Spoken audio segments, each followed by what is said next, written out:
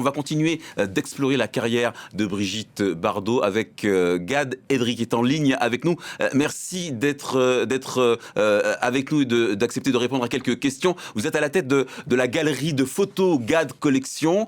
En 2023, vous avez présenté une exposition de photos qui était intitulée Brigitte Bardot, Doug My Darling. Quel est votre sentiment? Qu'est-ce que vous ressentez à l'annonce de la disparition de Brigitte Bardot? Bonjour messieurs, je ressens comme tous les Français une grande tristesse. C'est un monument de notre grand pays qui disparaît, une époque, vous le disiez tout à l'heure, une candeur, une façon de faire et une très grande actrice qui a après dévoué sa vie, entre autres à la cause animale. Mais elle a toujours été très très proche des arts en même temps. Vous retenez donc plus l'actrice? Vous retenez l'activiste de la cause animale? Qu'est-ce que vous retenez de sa vie? Alors, en ce qui me concerne, parce que moi, je suis galeriste spécialisé en photographie et la galerie est spécialisée en photographie. Donc, je me cantonne à ce que je connais, c'est-à-dire l'actrice et la relation qu'elle a eue. On parle de relation professionnelle, bien sûr, avec Douglas Kirkland, qui était un des plus grands photographes américains ever. Donc c'est ça qui m'intéresse, c'est ça que je retiens, c'est la relation qu'elle a eue amicale avec Douglas Kirkland, et l'exposition que j'ai organisée à la galerie en juin-juillet 2023, elle s'appelait Doug My Darling, car Brigitte Bardot avait écrit une lettre à Douglas, en disant « Doug, my darling, I miss you so much, I love the photos, etc. etc. » Et donc, ils s'étaient rencontrés, tout à l'heure vous le rappeliez, sur le tournage de Viva Maria de Louis Malle, en 1965, où elle partageait l'affiche avec Jeanne Moreau, et c'était un trio amical qui s'est entendu comme larron en foire. Et après, ils ont sur le tournage, il y a de magnifiques photos qui ont été faites par Douglas Kirkland lors du tournage à New York. Il y a des photos qui sont absolument sublimes, où elle sort de la salle de bain derrière un rideau bleu, et où d'à côté il y a sa frimousse et une jambe qui, voilà, et il n'y a pas besoin de plus pour évoquer le sex appeal de cette grande dame. Alors, vous avez utilisé un terme qu'on utilise en général pour les enfants.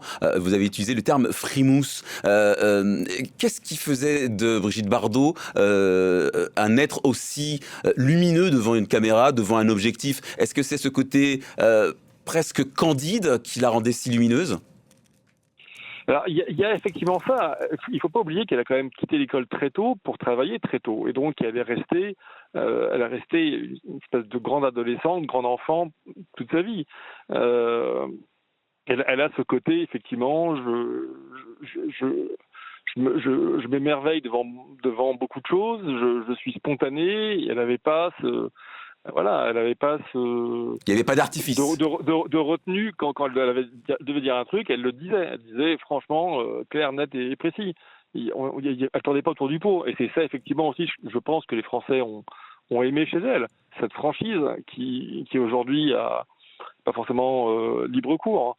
Et c'est ça que les gens, et voilà. Et puis elle a accompagné plein de générations de Français. Moi, j'ai le souvenir à la galerie, il y avait un grand journaliste qui était là, à un moment donné, il y a une classe qui est arrivée, et tout le monde savait qui était Brigitte Bardot. Donc des enfants de 13 ans, 14 ans, 15 ans, qui savaient qui était Brigitte Bardot. Et on parle de 2023, c'est pas leur génération. Aujourd'hui, les jeunes qui ont 12-13 ans, leur monde, c'est plutôt les Pokémon ou Mission Impossible. C'est pas Brigitte Bardot, mais néanmoins, tout le monde la connaissait. Tous les gamins connaissaient cette grande dame du patrimoine français.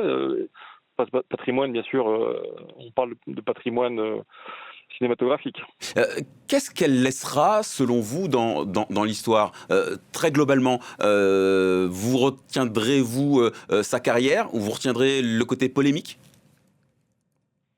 Je pense que les deux sont liés. C'est très compliqué d'arriver à distinguer l'un de l'autre. C'est ce qui fait la grandeur de ce genre de personnage.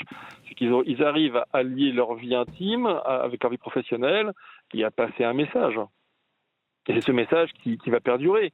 Combien d'actrices ou d'acteurs ont pu révolutionner une image à l'écran. La première fois qu'on voit un morceau une part de corps nu à l'écran, c'est Brigitte Bardot. Avant, ça ne se faisait pas. Elle révolutionne la façon de voir les gens à l'image. C'est quelque chose qui n'a... Voilà, et derrière, tout le monde a emboîté le pas et ça a été la surenchère.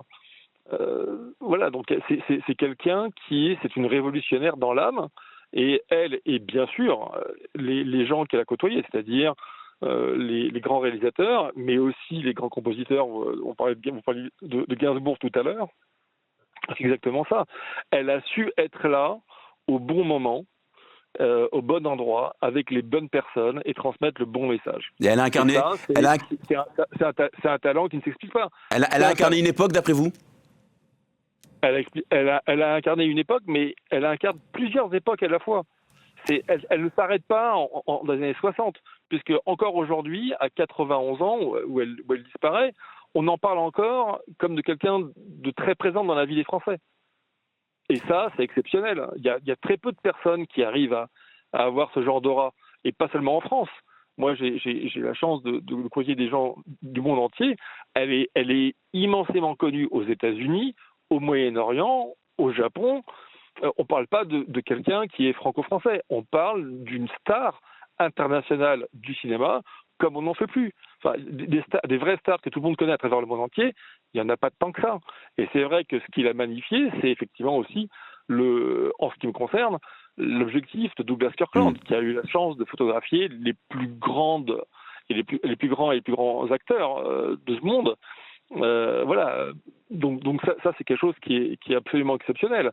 Quand j'ai des clients japonais qui m'appellent en disant je voudrais une photo de Brigitte Bardot, ou quelqu'un du Moyen-Orient qui m'appelle je veux une photo de Brigitte Bardot, ou un Américain ou un Brésilien, on parle pas voilà, c'est une aura internationale.